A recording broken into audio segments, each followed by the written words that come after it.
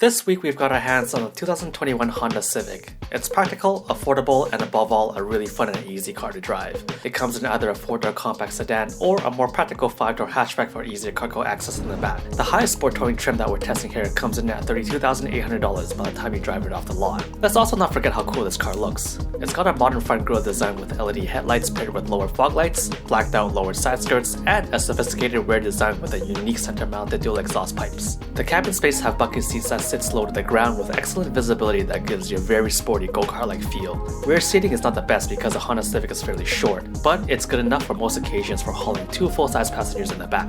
Even though the Civic is an entry-level model in Honda's lineup, it's got all the modern tech features you would expect. Keyless entry? Check. Push-button engine start? Check. Digital instrument cluster? Check. Wireless smartphone charging? Check.